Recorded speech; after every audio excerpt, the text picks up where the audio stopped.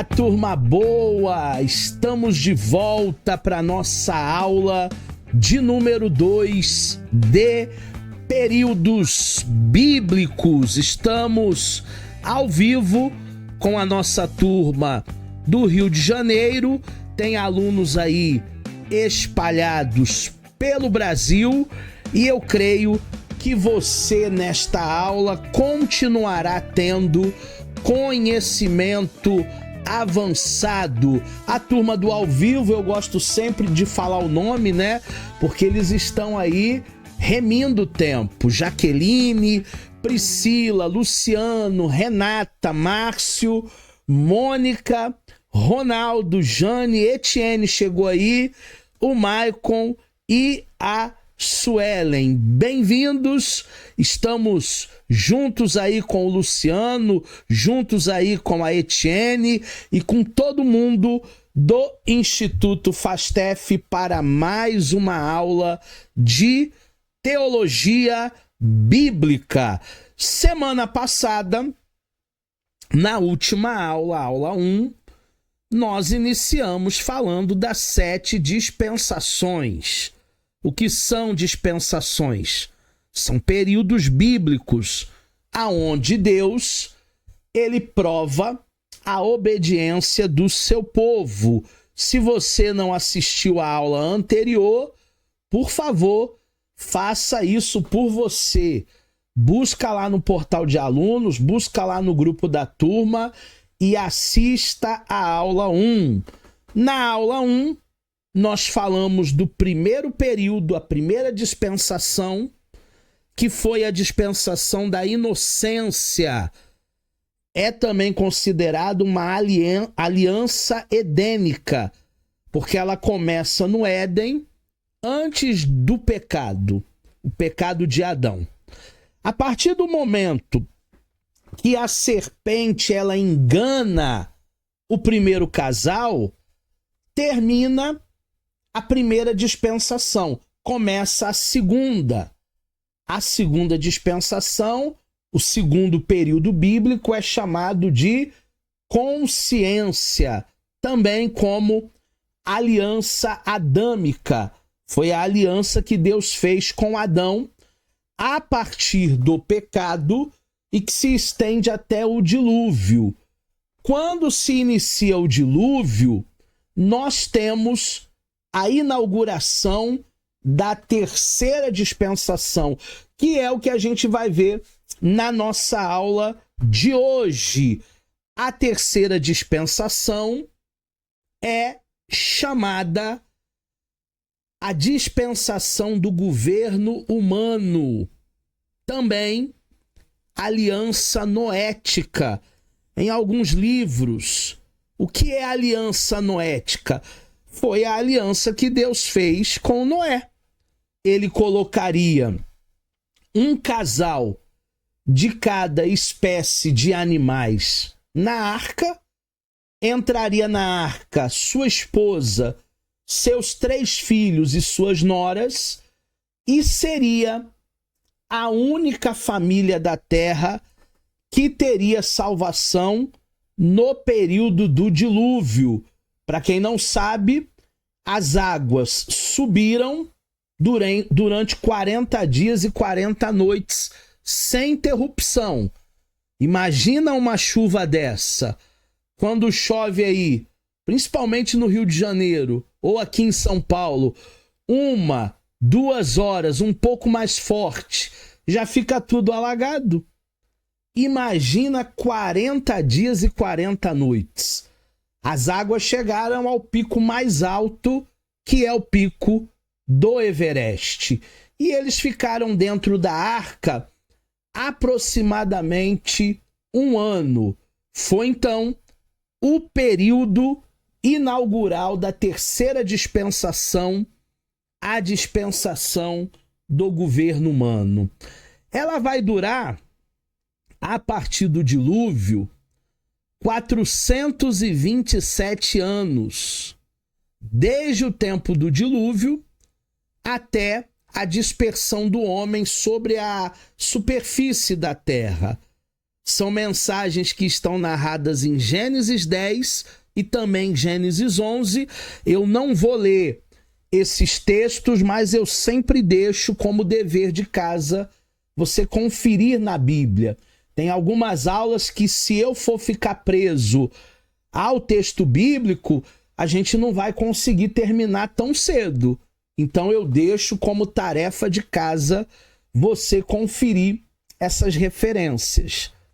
O homem, ele fracassou inteiramente, e o julgamento do dilúvio marca o fim da segunda dispensação que nós vimos na aula passada, dando início à terceira. Então Adão, na sua aliança com Deus, fracassou.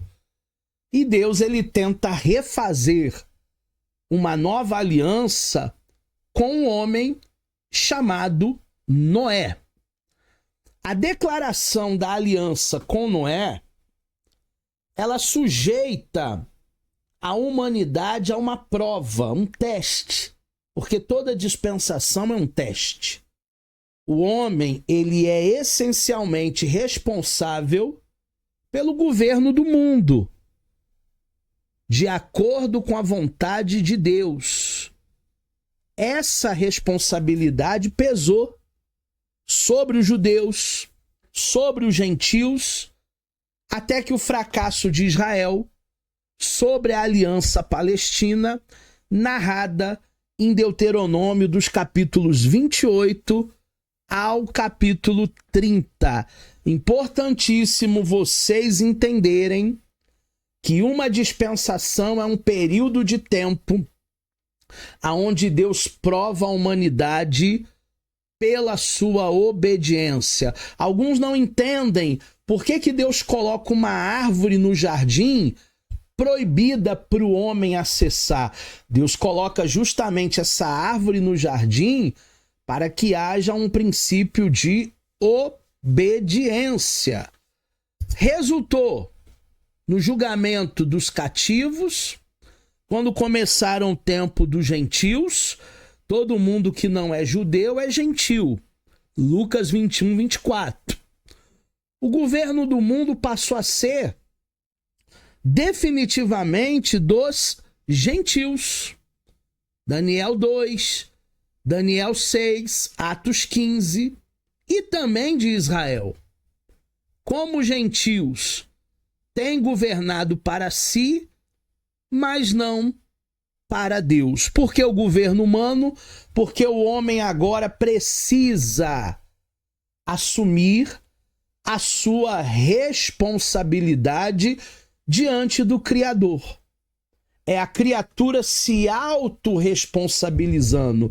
E eu acho que é uma das coisas mais difíceis do ser humano, porque nós temos um pouco da síndrome adâmica, a mulher que tu me deste. Então o homem está sempre querendo jogar a culpa em alguém. Joga para a mulher, joga para o vizinho, joga para o filho, joga para o cachorrinho, joga para a igreja, joga até para o pastor que não sabe de nada. Gente, autorresponsabilidade é nós assumirmos os nossos erros. Todo mundo erra. Ninguém é perfeito. Se você procurar perfeição em alguém, você não vai encontrar. Tem gente que está procurando uma igreja perfeita, né? Uma espécie de céu. Ah, eu não vou ficar mais nessa igreja não, porque lá o pessoal é meio estranho. Vou para a igreja X porque lá o pessoal é de Deus. Lá é uma igreja perfeita. A partir do momento que você chegar lá, já deixou de ser perfeita. Porque você é cheio de defeitos, eu sou cheio de defeitos. Então não tem igreja perfeita. Não existe igreja perfeita. Igreja perfeita é o céu. Nesse trecho de Noé, os seus descendentes contêm alguns pontos que pedem a nossa atenção. Primeiro ponto, a bênção e a promessa de Deus. o pacto, a aliança, o concerto que Deus faz com Noé e com toda a alma vivente. Nós temos até o arco-íris, o arco da aliança, em Gênesis 9. E alguns pensam que antes do dilúvio nunca houve chuva, mas Gênesis 2:6 diz que chovia. Pode não ser uma água torrencial, mas havia uma espécie de sereno, havia uma espécie de umidade que regava a terra. Eles não viviam na seca. Havia, sim, uma espécie de orvalho. Em Gênesis capítulo 9, no versículo 21, nós lemos sobre um fato até meio que triste, tá? A embriaguez de Noé, que faz, ou que nos faz ver, que até um homem ricamente abençoado por Deus, um homem que tem uma aliança com Deus como Noé, por causa dos desejos carnais, ele pode ser vencido. Dessa passagem nós notamos o procedimento correto de dois filhos, o Sem e o Jafé, que em tempos remotos tiveram sentimento moral tão desenvolvido que é ilustrado até os dias de hoje. Mas e o terceiro filho, o Cã? O Cã não teve essa responsabilidade, esse cuidado, esse carinho pelo pai. Ele viu que o pai estava totalmente fora de si, embriagado, e ele faz piada, e ele comete atos ali obscenos, desonrando o pai, e acaba, infelizmente, tendo uma consequência para Cã. Ele acaba sendo amaldiçoado por Deus. Notamos também que a maldição caiu sobre Canaã, o filho mais moço de Cão, e não sobre o seu pai. Desde então, os cananitas eles foram adversários do povo de Deus até serem totalmente extintos da terra. Isaías 17:18. Existem pessoas que não acreditam em maldições hereditárias. Se a maldição hereditária não existe ou não existiu, por que Canaã, como filho de Cão, ele foi amaldiçoado e toda essa descendência? Obviamente, a partir do momento que nós fazemos uma aliança com Deus e vivemos num tempo de graça, a maldição ela é quebrada quando você aceita Jesus, autor e consumador da nossa fé.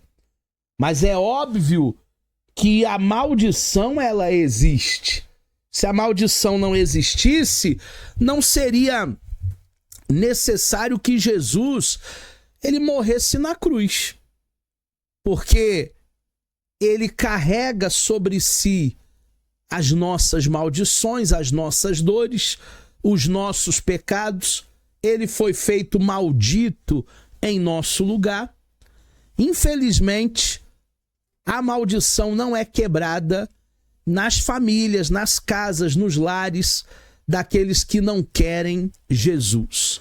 Se a Bíblia não tivesse registrado a embriaguez de Noé, o adultério de Davi, a mentira ou a negação de Pedro, nós estaríamos imaginando que os homens piedosos do passado eram diferentes da gente, pois temos tido nossos lapsos na senda da retidão. Verificamos que tal falha não nos autoriza cairmos nos mesmos erros, nos mesmos delitos, porque deles já temos a história, temos o aviso. Olha para que não caia. Gente, a palavra de Deus, ela é bonita porque ela não joga para debaixo do tapete o pecado, o erro de ninguém. Davi errou sendo um homem de coração escolhido por Deus, um homem segundo o coração de Deus. Sansão pecou. O próprio Noé se embriagou. Temos relatos de Pedro negando Jesus, cortando a orelha do soldado. Ser uma pessoa escolhida por Deus não significa que nós somos perfeitos. Longe de nós. Somos seres humanos. Agora, também não é para fazer apologia à coisa errada, a pecado. Principalmente pecados de estimação. A gente tem que procurar a perfeição. A gente tem que procurar os melhores dons. A gente tem que se desenvolver também na fé. 4 raças se originam-se dos 4 filhos de Cão, que por sua vez se subdividiram em povos das terras africanas, da Arábia Oriental, da costa oriental, do mar Mediterrâneo e do grande rio Tigre e Eufrates. Então, originalmente, os descendentes de Cão, eles se subdividiram em 4 raças e eles começaram a povoar a África. Aí nós temos um slide aqui que tem na apostila de vocês, que são as descendências de Noé, seus 3 filhos, Sem, Cã e Jafé, e os seus povos, né? Sem, por exemplo, ele vai para a Europa. E aí ele começa a povoar... Oriente Médio, Ásia. E ele começa a povoar os povos da Ásia, do Oriente Médio, que são os elamitas, os assírios, os caldeus, os sírios e os líbios. O Cã vai para a África e ele começa a gerar descendência de etíopes, de egípcios, de líbios e de cananeus. E o Jafé vai para a Europa. Sua descendência são os celtas, os russos, os medo-persas, que hoje são os iranianos, os gregos, os russos de Dubal, também tem os russos de Magog, os russos de Meseque, e também tem os trácios, que hoje é a França. Trácia hoje é a França. Então é a Europa. A partir do dilúvio, esses povos que nós chamamos de pós-diluvianos, eles começam a povoar a terra. Eu fiz um outro gráfico aqui, a inteligência artificial me ajudou. É a mesma coisa, só ficou mais esquematizado, mais bonitinho. Só deu uma outra roupagem. Mas é a mesma coisa, a descendência de Noé. A linhagem dos 3 filhos de Noé. Começando com Sem, lá no Oriente Médio. Descendo para Cã, lá na África. E por último, os descendentes de Jafé. Então nós temos aí um gráfico, ele é muito interessante. Depois eu vou postar no material de apoio para vocês, mas ele é interessante como a terra, a partir dessa diáspora, ela começa a se povoar. Temos ainda nessa terceira dispensação uma torre que é muito famosa. Você já deve ter lido em Gênesis 11. a Torre de Babel. Babel significa confusão. Nesse capítulo de Gênesis 11, nós encontramos o começo de uma confederação. Confederação essa de um engrandecimento humano. O homem, a criatura, achando que poderia ser maior que Deus. Eu acho que eu já vi esse filme lá no Éden. E Deus desaprovou essa confederação. Impediu o projeto. Lutar com Deus é covardia, né, turma? Não deixou se fazer uma torre que tocasse o céu. E é muito interessante a gente falar que eles quiseram confrontar desde o início com Deus. Só que o homem, quando entra numa rota de colisão com Deus, obviamente seus planos serão frustrados. Então, a partir da Torre de Babel, Deus ele confunde as línguas. Aqui na Torre de Babel, os seres humanos passaram a falar espanhol, francês, alemão, russo, porque antigamente todo mundo falava a mesma língua. E agora houve uma variedade de língua. A última vez que eu estudei sobre dialetos e sobre idiomas, nós conseguimos catalogar aproximadamente 6.000 dialetos e idiomas que são falados no mundo. Eu estava fazendo um estudo sobre missiologia e eu descobri que só existem 10% de idiomas e dialetos com uma Bíblia traduzida para sua língua natal.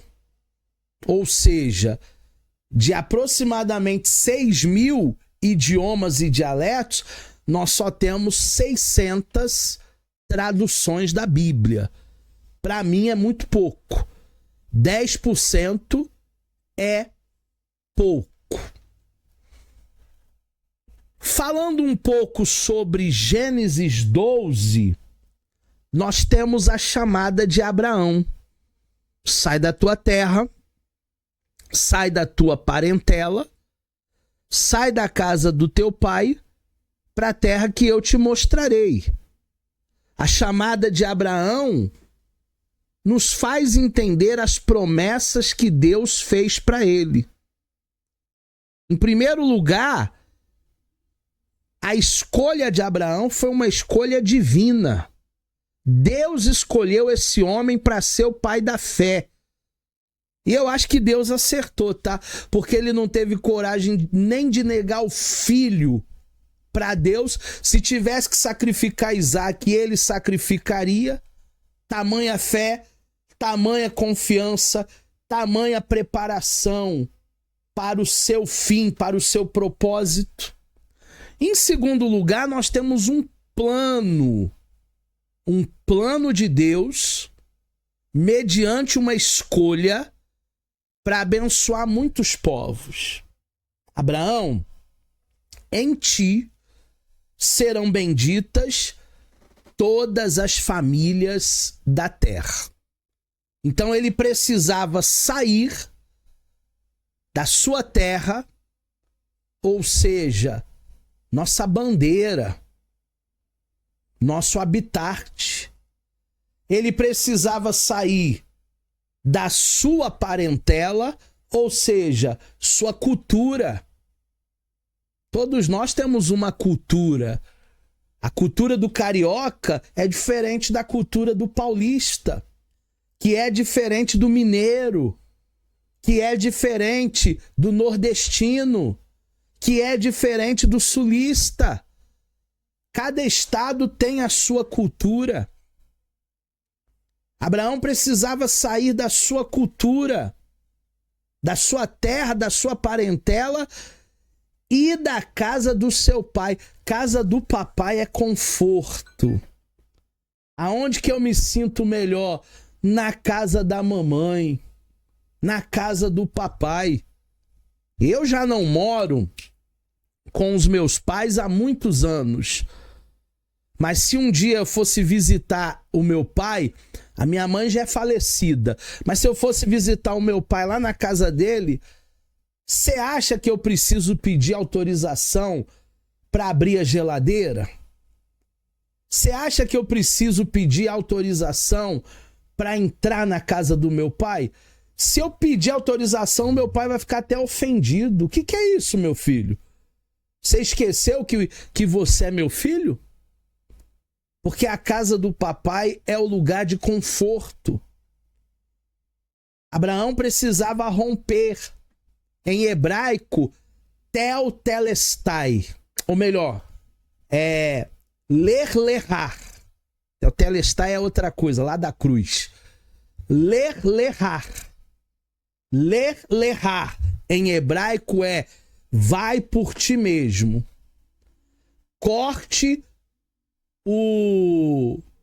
Rompa o cordão umbilical. Corte. Sai da tua terra. Sai da tua parentela. Sai da casa do teu pai. Para uma terra que eu te mostrarei. Ele seria considerado o pai da fé. Mas o primeiro passo tinha que ser dele. Em terceiro lugar, proteção divina. Amaldiçoarei quem te amaldiçoar. Abençoarei quem te abençoar. Em quarto lugar, chamada divina. Uma chamada positiva, individual e imperativa. Até porque o chamado de Abraão não é o mesmo meu. Até porque o seu chamado não é o mesmo da Priscila, ou da Etienne, ou da Jaqueline, ou da Jane, ou do Luciano, ou do Maicon, ou da Suelen, ou da Mônica, ou do Márcio, ou da Renata, ou do David, ou David. Cada um aqui tem um chamado, Luciano. Cada um aqui é chamado para uma determinada obra. Em quinto lugar, revelação divina. O anjo apareceu para Abraão, Ronaldo. Em sexto lugar, promessa divina. A tua descendência darei essa terra. A chamada é descrita em Atos 7 e a resposta do chamado de Abraão em Hebreus 11:8. Porque ele é considerado um herói da fé. Ele podia ter se questionado, Senhor, onde é essa terra? Mas ele não questionou. Quantos quilômetros? É perto do quê? Ele não questiona. Porque ele sabia que o seu propósito era apenas caminhar. Lerrar. Vá por ti mesmo. Abraão comete um erro. Ele desce para o Egito. Deus mandou não descer para o Egito. Isso até parece um desvio de rota, um desvio na senda da fé. Abraão perde a sua confiança na proteção de Deus, pretende se valer de subterfúgio para evitar o ciúme do rei da terra. Contudo, Deus o poupou, protegeu, sem que ele esperasse. Muitas vezes, nós metemos os pés pelas mãos, muitas vezes a gente esquece de depender de Deus e a gente toma as nossas próprias decisões. Não, continue na rota de Deus. 7 coisas desse desvio de Abraão. Primeira, ele age sem consultar Deus. Segunda, ele escolhe o seu destino, ele vai para o Egito, confiando na própria inteligência. Terceira, ele vale-se de uma duplicidade para conseguir o propósito. Quarta, ele perdeu de vista o plano da sua vida. Ele se equivocou. Ele perdeu a rota, ele tinha que recalcular a rota. 5. A sua astúcia parecia alcançar bom êxito. Há caminhos que para o homem parece perfeito, mas o final é perdição. 6. Ele se achou mais enlaçado na trama que ele mesmo fizera. Você sabe quando a gente busca sarna para se coçar? Ele buscou sarna para se coçar. E ele foi censurado por um rei pagão e mandado de volta para sua própria terra. Por que a censura? Porque ele mentiu falando que Sara era irmã dele. Porque ele achou que Sara, muito bonita, muito atraente, os poderosos da terra iam querer ter alguma coisa com Sara e aí iriam matá-lo para ficar com a viúva. E quase que ele perde mesmo a esposa. O rei ficou muito bravo com ele, falou: "Você é maluco? Eu quase tive um relacionamento com a sua esposa. Por que você mentiu?" E aí ele usou de uma meia-verdade, né? "Não, mas ela é minha irmã mesmo. Só que não é filha da mesma mãe, né? É meia-irmã." Ele usou de um subterfúgio, porque ele saiu da rota. Todas as vezes que nós saímos da rota, a gente começa a meter os pés pelas mãos. E aí dá tudo errado. A partir de Abraão, termina a terceira dispensação, o terceiro período bíblico. E começa mais uma dispensação. A aliança com Noé, que durou 427 anos, terminou. E agora, a partir de Abraão, começa a aliança patriarcal. Abraão, Isaque, seu filho, Jacó, seu neto, e para alguns até José do Egito é considerado também um patriarca. Por isso que é aliança abraâmica, porque começa em Abraão, passa para o seu filho Isaque, passa para o seu neto Jacó, e assim sucessivamente. A quarta dispensação, quarto período bíblico, começa aqui com a história da redenção. Dela surge uma ideia vaga pelo tempo. Gênesis 3,15. Gente, agora, 1963 anos após a criação, 19 séculos.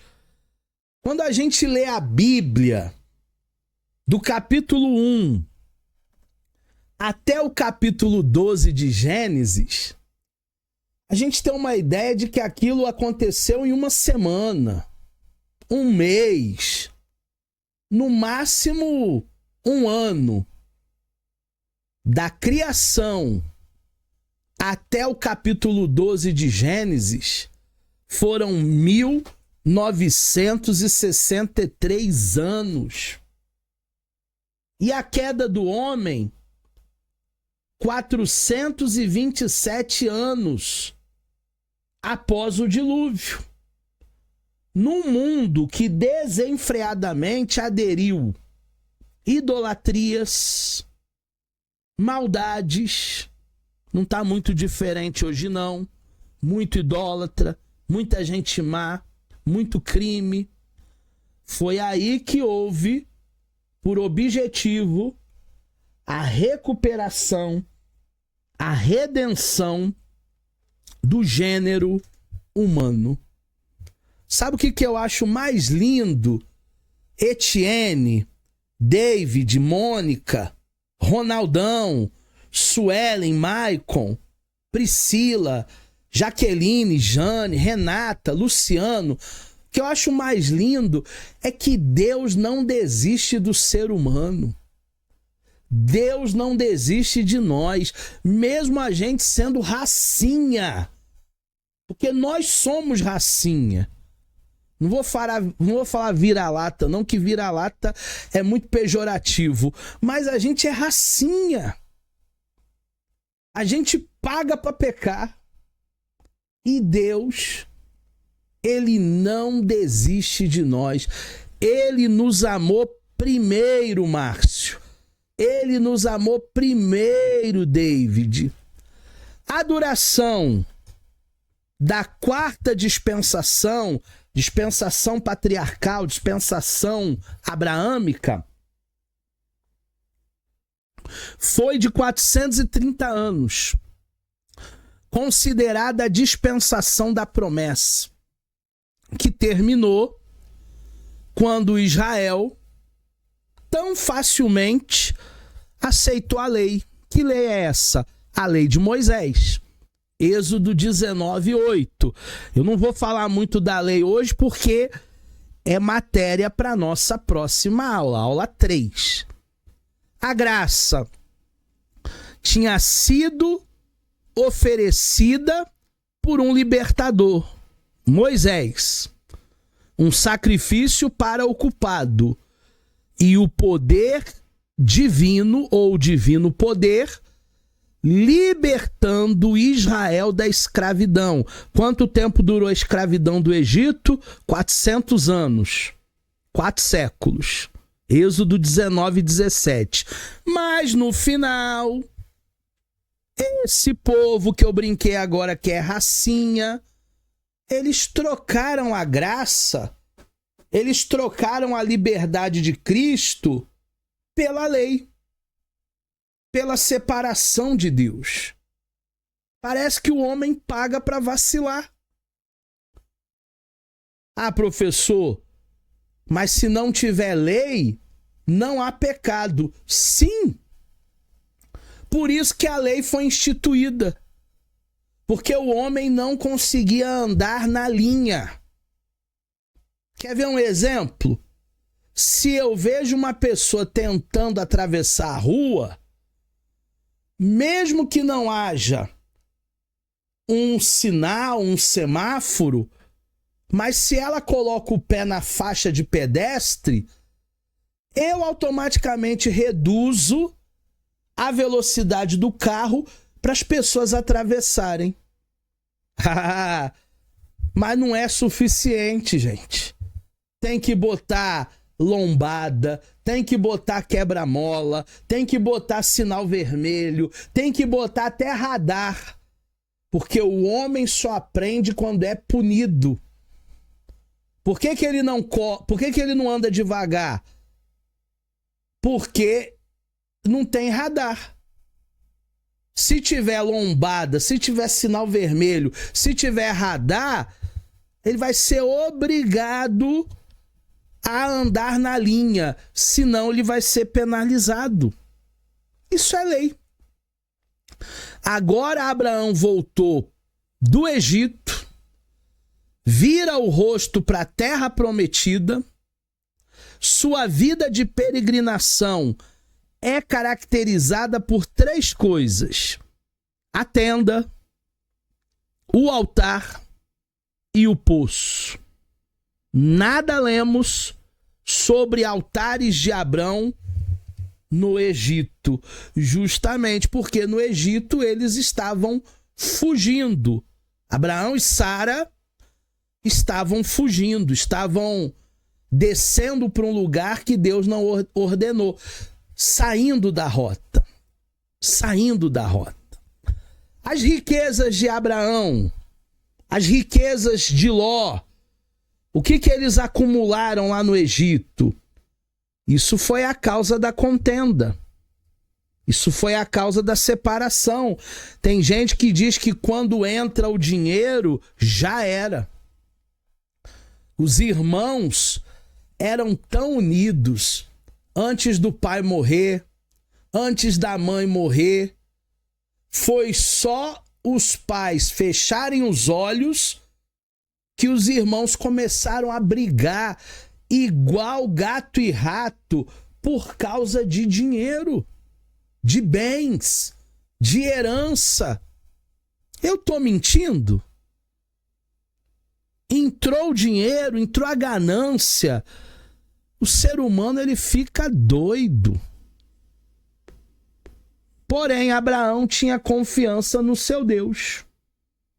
Por isso ele deixou Ló escolher primeiro para onde iria, porque já não dava mais para caminhar os dois juntos.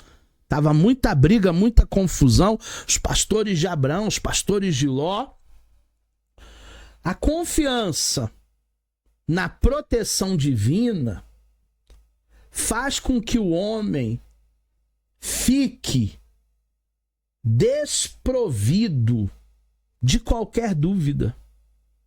Por isso que Abraão disse para Ló: se tu escolher o norte, eu vou para o sul. Se tu escolher o leste, eu vou para o oeste. Escolhe para onde você quer ir, que eu vou para outro lugar. Porque não é o ambiente, é aquilo que está em nós. Não é São Paulo, Rio de Janeiro, Bahia, Minas, Alemanha, Suíça. Ah, eu seria muito mais feliz se eu morasse na Suíça. Gente, existem pessoas que são infelizes na Suíça, na Alemanha, em países de primeiro mundo. Ah, se eu não morasse no Rio de Janeiro. Não é o lugar, é o que habita dentro de nós. Adão fracassou no paraíso, Jesus venceu no Éden. Ou melhor, Jesus venceu no deserto. A mesma água que amolece a batata é a mesma água que endurece o ovo.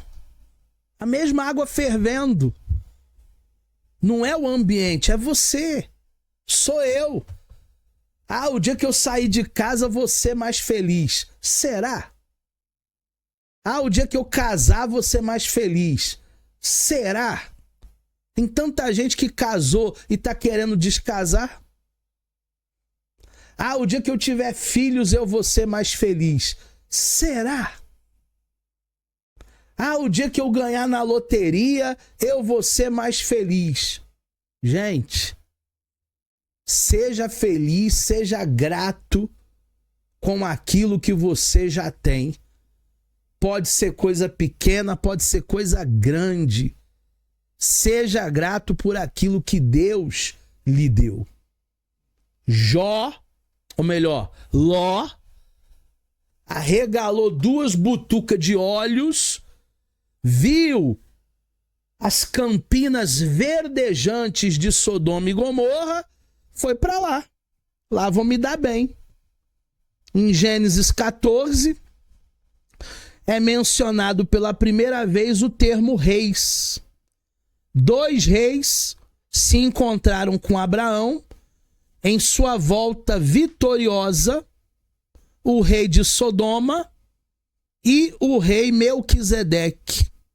Tudo que sabemos que está nesse capítulo 14 também é reverberado no Salmo 110 e em Hebreus capítulo 5, 6 e 7. Ele é também, Melquisedeque, o primeiro sacerdote mencionado na Bíblia. Ele é o rei de Salém, ele é um sacerdote real e por isso ele é uma figura de Cristo. A gente vai ver isso melhor no bacharel, na aula de tipologia bíblica com o professor Luiz Henrique. Também aqui é a primeira vez que nós lemos sobre o Deus Altíssimo. Então você vê, o Abraão teve que apagar o incêndio do sobrinho dele, Ló. O Abraão teve que lutar uma batalha, uma guerra que não era dele. Vocês sabiam que tem batalhas que não são nossas? Eu não sei se você sabia. Mas existem batalhas, existem guerras que não é minha, não é tua. Pra que tu vai entrar nesse imbróglio. Escolha as suas guerras, escolha as suas batalhas. Tem gente, Jaqueline, que busca sarna para se coçar. Tem gente que busca, Etienne, Priscila, Renata, Jane, David. Tem gente que busca encrenca. Existem batalhas que não são nossas. Abraão teve que socorrer lá o Ló. Teve que lutar lá com 318. Depois da divina bênção, pronunciada por Melquisedeque a Abraão, vem a tentação material por parte do rei de Sodoma. Há um ditado que diz: cada homem tem o seu preço. Você já deve ter ouvido isso. Todo mundo tem um preço. Porém, um homem como Abraão, ele não pôde ser comprado por um rei mundano como esse rei de Sodoma. Cada homem tem seu preço, aqueles que estão à venda, aqueles que estão na prateleira. Cada mulher tem seu preço, aquelas que são gananciosas, aquelas que amam o dinheiro. E o dinheiro, o amor ao dinheiro, é a raiz de todos os males. Nessa cobiça, alguns se desviaram com muitas dores. Preciso do dinheiro? Preciso. Mas sirvo ao dinheiro? Nunca. Jamais. Consigo viver com muito menos. Consigo viver sem ar-condicionado. Consigo viver sem Netflix. Consigo viver sem PlayStation 4, 5, sei lá. Consigo viver sem cama, com travesseiro da NASA, king sider, não sei o que mais, com massageador.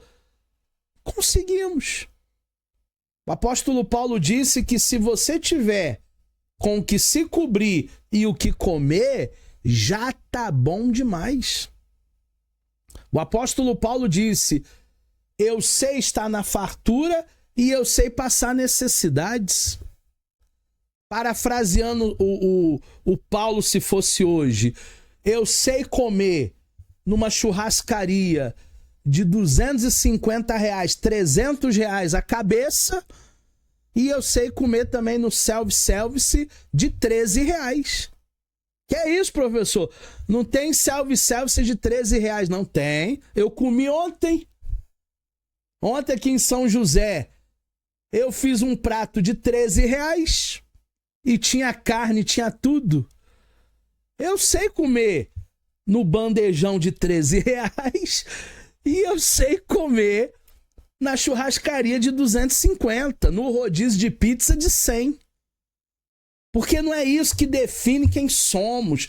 Isso não define a nossa vida. O que define a nossa vida é o nosso propósito, é a nossa fidelidade.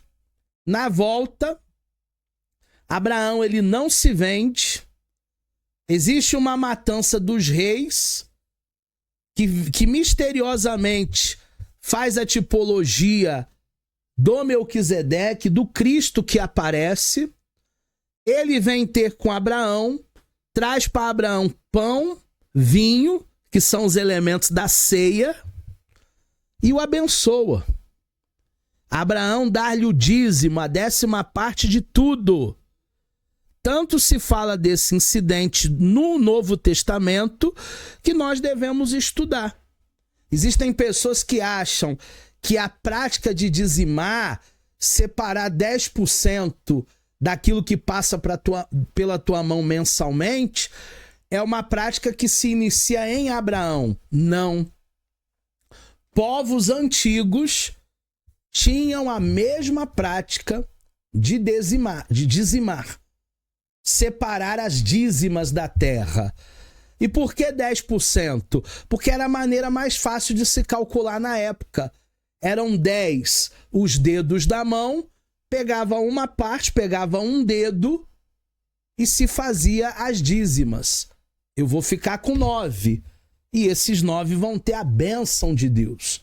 Então é um costume, é uma cultura muito mais antiga do que Abraão, do que a lei, do que a instituição do povo de Deus.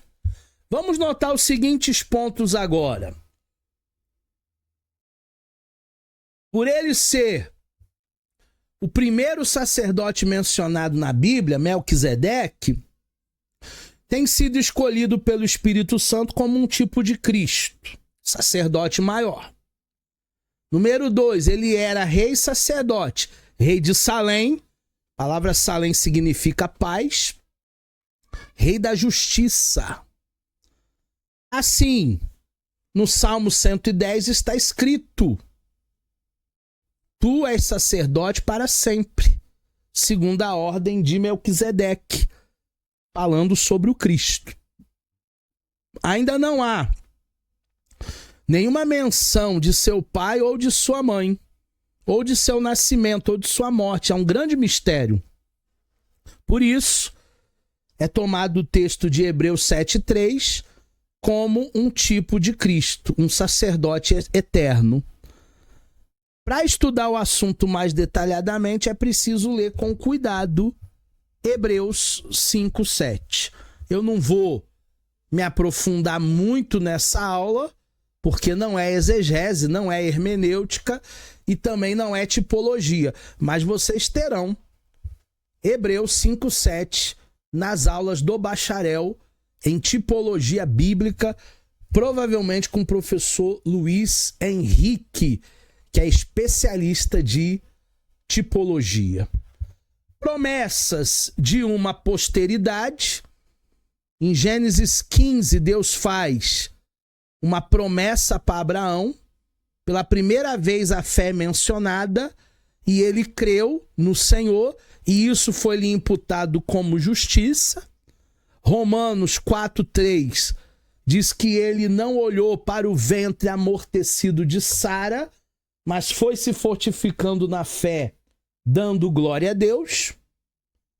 Abraão nasceu quando seu pai Terá tinha 26 anos. Terá, ele tenta ir com Abraão até Padã Arã. Depois ele desiste e lá em Arã ele fica no meio do caminho. Tem pessoas que são assim, né? Começa a caminhada e aí parece que vão prevalecer, parece que vão vencer e depois no meio do caminho desistem. Abraão tinha 75 anos quando ele foi convidado por Deus para deixar sua parentela, sangue, para partir para uma terra desconhecida, nova cultura, que seria Canaã. E deixar a casa do papai, que eu já falei que é conforto. Contava com 80 anos quando ele encontrou Melquisedeque e foi abençoado. Com 86 anos nasceu o primeiro filho, que não era filho da promessa, Ismael, fruto de uma fragilidade em sua vida. Persuadido pela esposa, lança a mão de outro meio, sugerido pela desconfiança, quanto a conseguir alcançar a promessa divina. Gente, o erro de Abrão não foi ter pulado a cerca, não foi ter adulterado, porque na cultura da época era muito normal que uma mulher estéril desse suas servas para que o pai da família, o patriarca, pudesse ter filhos com suas servas para continuar o seu clã. O erro de Abraão não foi pular a cerca. O erro de Abraão foi não ter esperado a promessa de Deus. Porque Deus falou para ele que Sara seria a mãe, não Agar. Mas os anos passaram, a esperança foi diminuindo e ele acabou persuadido, né? Sabe que mulher, quando quer, consegue, né? Mulher fica lá, ai meu bem, ai meu amor, eu queria tanto. A Sueli tá rindo. A Priscila também. Mulher consegue o que ela quiser. Um quadro interessante Foi as 3 vezes que Deus apareceu para Abrão. Primeira vez, falando para Abrão que daria a sua descendência à terra. Abraão edificou um altar em Gênesis 12. A segunda vez já foi quando ele tinha 99 anos. Então não é toda semana que Deus aparece. Ele apareceu uma vez, depois ele apareceu de novo com 99 anos. E disse para ele: eu sou o Deus Todo-Poderoso. Anda na minha presença e ser perfeito. Gênesis 17. E a terceira vez foi lá nos carvalhais de Manré, ou Manre, quando ele estava sentado na entrada da tenda num dia de muito calor. Então foram pelo menos aí 3 situações, 3 vezes que Deus aparece para Abraão. Abraão tinha 90 anos quando Sodoma, Gomorra foram destruídas. Contava com 100 anos quando nasceu Isaque. Então o filho da promessa veio, como não? Que há de vir virá. E com 137 anos a sua esposa amada morreu. Quando Sara morreu, então ele pendura a chuteira e então ele sossega. Você acha? Abraão, na flor da idade. Em seguida ele casou-se com Quentura e teve mais 6 filhos. Olha como ele gostava de criança, olha como ele gostava de filho. E ele vai morrer aos 175 anos. Então a vida de Abraão, ela é um exemplo para nós de um homem que foi determinado, de um homem que teve fé. Obviamente ele teve suas falhas, como eu tenho, como você tem. Ninguém é exemplo 100% de perfeição. Em Gênesis 18, nós nos deparamos com o aparecimento de 3 seres, 3 visitantes celestiais, eram anjos, que falaram com Abraão com aparência de humano, mas eram anjos. Por isso que a Bíblia fala de 3 varões, em Gênesis 18, em Marcos 16, em João 5. Foi um acontecimento interessante. Esses 2 anjos, eles seguem para Sodoma para ajudar Ló. Abraão começa a fazer sua célebre intercessão. E esta é a primeira grande oração intercessora registrada na Bíblia. Senhor, se tiver 50 justos, o Senhor vai destruir Sodoma? Não, Abraão. Se tiver 50, não destrua. Aí ele deve ter calculado, coçado a cabeça. Mas, Senhor, se tiver 30, o Senhor vai destruir? Não, Abraão. Por amor aos 30 eu não destruirei. Coça mais um pouco. Mas, Senhor, se tiver 10, o Senhor destrói?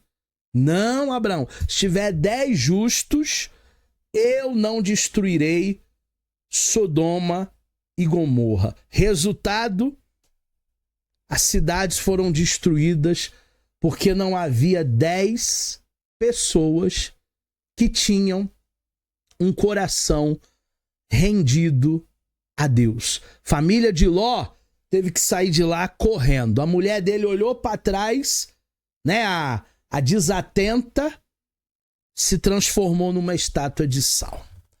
Verificamos como a oração de um justo pode mudar os rumos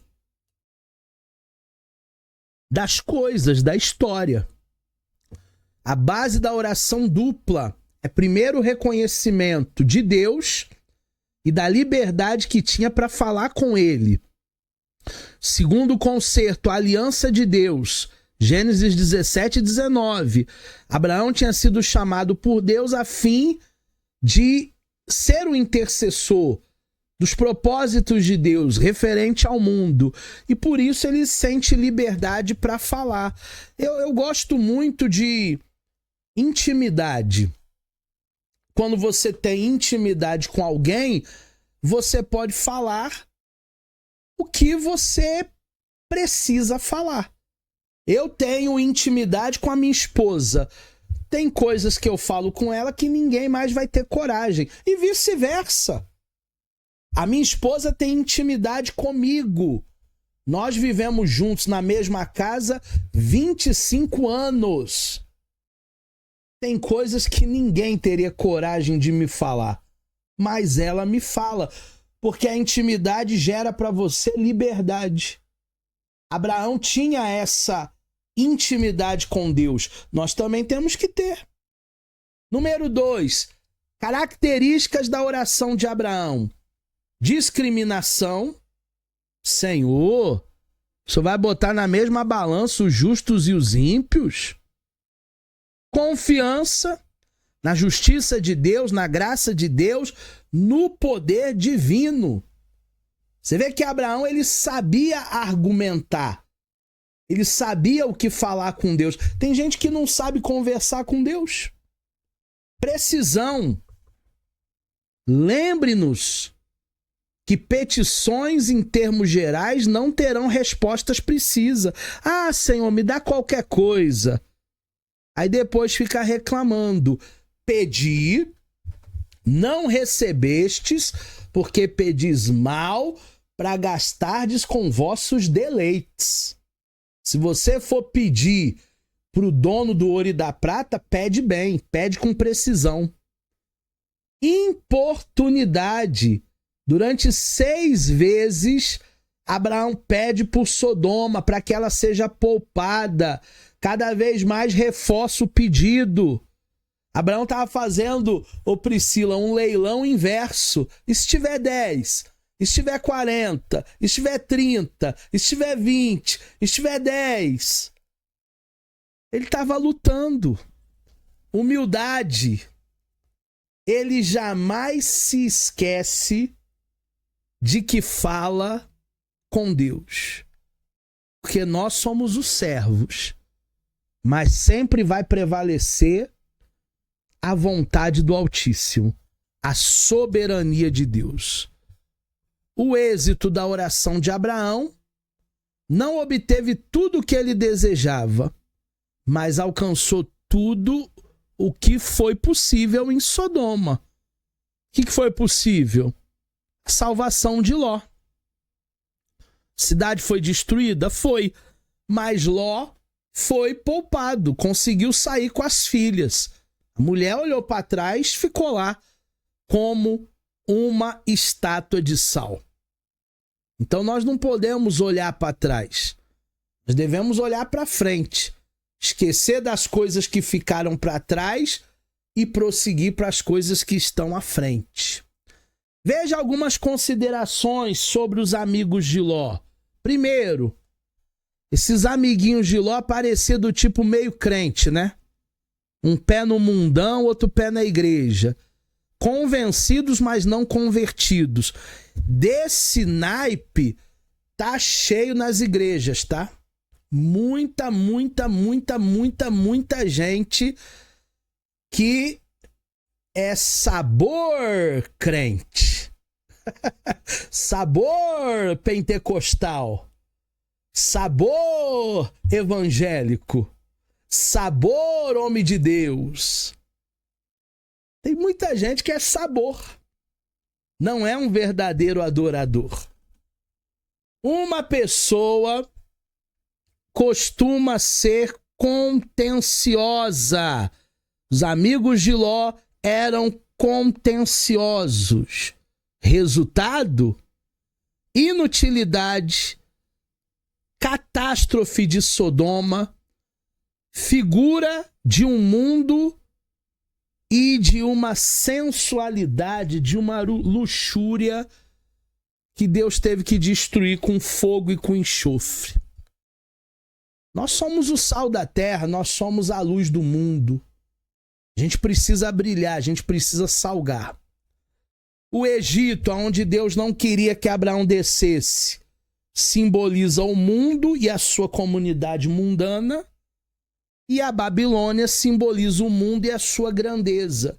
Por isso que a plataforma do anticristo será a nova Babilônia. E toda vez que eu estudo inteligência artificial, eu fico mais assustado porque parece que está chegando essa nova Babilônia. A história de Ló ensina para nós que, embora o cristão mundano possa conseguir para si a salvação, pode, contudo, perder a sua família, perder seus filhos, perder suas filhas, pois criados no meio da devassidão, esses filhos e filhas e esposa podem ser corrompidos. Aí o que adianta eu estar na igreja a vida toda, pregando de terno e gravata, e os meus filhos se perderem? A mulher, ela olha saudosamente para trás, buscando a vaidade do mundo. Em pouco tempo, ela se transforma numa estátua de sal. Ela perde a sua salvação por não observar a palavra do Senhor, por não se preocupar com as coisas espirituais. Ela estava muito presa a uma vida efêmera. Turma, o que são 80 anos? O que são 90 anos? O que são 100 anos? Nós vivemos nessa vida e as coisas, elas acontecem de maneira efêmera. A vida é como um vapor. Hoje nós estamos aqui e amanhã podemos não estar. Por isso que a gente tem que ser fiel a Deus e não nos apegarmos a nenhum tipo de coisas materiais. Chegamos ao final da nossa aula 2. Teremos mais na aula de número 3. Aqui estão as minhas redes sociais. Se você tiver qualquer dúvida sobre a nossa aula, me mande um direct, me mande uma mensagem, me mande um e-mail, ou entra no grupo de alunos, porque a sua dúvida pode ser a dúvida de alguém, e nós estaremos juntos na próxima aula, se o Senhor assim permitir.